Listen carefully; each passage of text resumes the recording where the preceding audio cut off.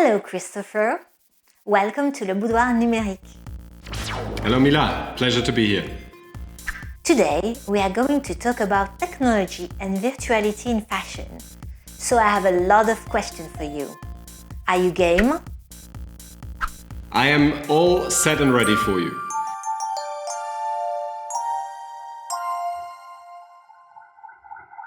Since the beginning of the COVID crisis 1 year ago, we have seen a lot of virtual fashion shows. In Helsinki Fashion Week, also in Milan, Paris, London, in every fashion weeks around the world, in fact. So, as the classic format of in-real-life fashion shows has been disturbed, we have seen that fashion, which was maybe a little behind in the field of innovation, which also made people dream a little less, had to find new solutions using technology and in particular virtuality to accelerate its necessary digitalization. So, will virtuality be a necessary tool to help fashion to make us dream again? That's a smart question, Mila. And let me first say that I perfectly agree that the fashion industry, as by the way so many others, was way lagging behind.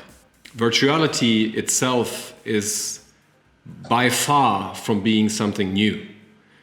We've, over the past decades, gained a lot of knowledge what virtuality and virtual reality can, technology-wise, do for us.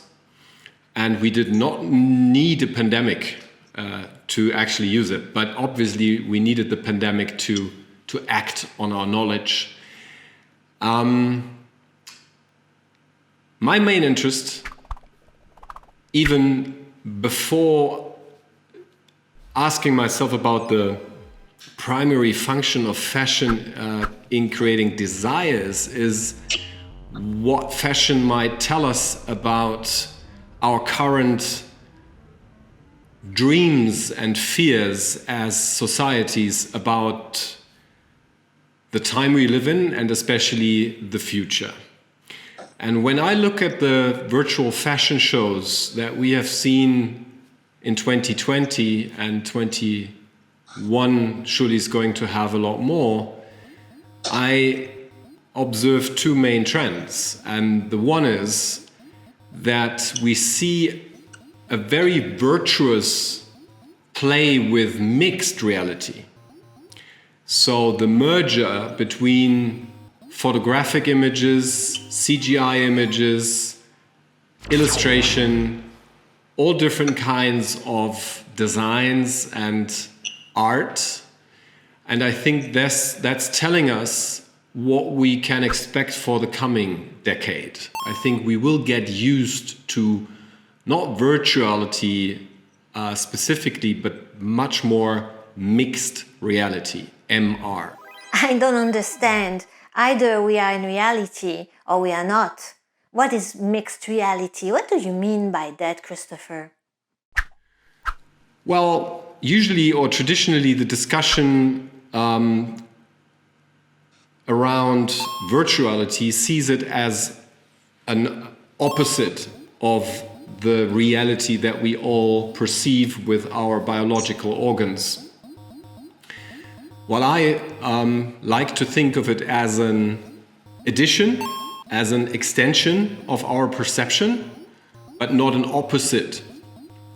So this is a change of perspective, I guess. And if we include augmentation as a concept, for instance, by the usage of glasses with digital images projected onto the screens, we can see both, like the physical reality plus a digital reality at the same time. I understand.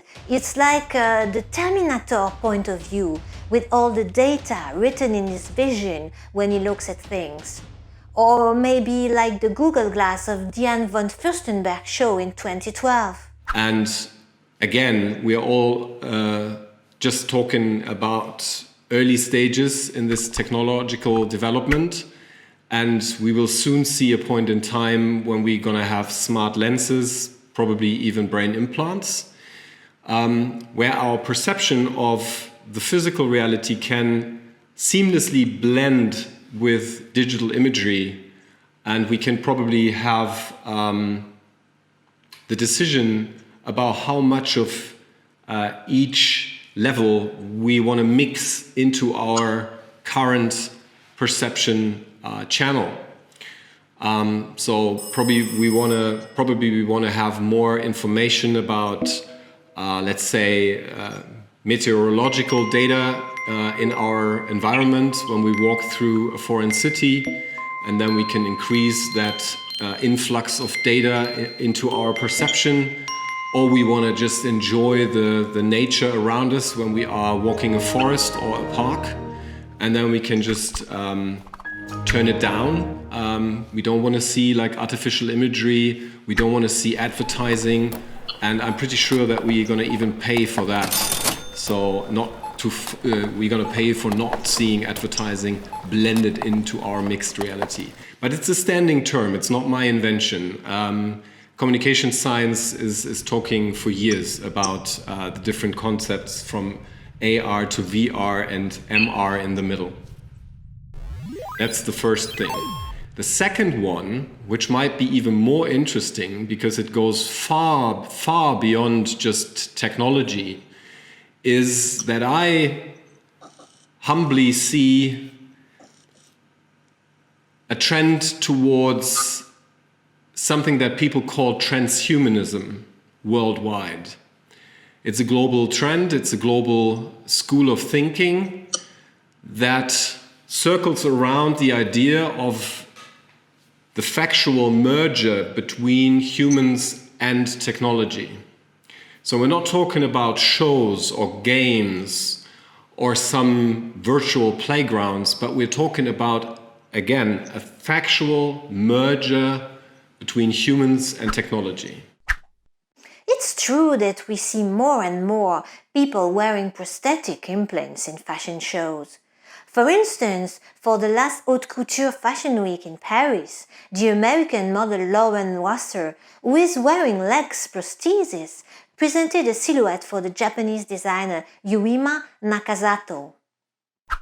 So we can imagine humans integrating biochips into probably their brains or other body parts. We can envision humans replacing biological organs with artificial organs to, for instance, gain new sight. They might all of a sudden be able to see infrared light with this artificial eye, and so forth. And it surely is a bit early, but by watching the shows of last year, I, as a professional observer, a futurist, identify those trends. And coming back to your original question, if one objective for fashion globally is also to tell us about societal trends and not just create crazy and fancy and inspiring images, then I definitely agree that the COVID crisis and the proper use of technology in the fashion industry is increasing its importance as a voice in our societal discussion about what we want as a future. Thanks, Christopher. Let's continue to speak about the voice of fashion through virtuality in our next video. Thank you, Mila. It's been a pleasure. See you in a bit.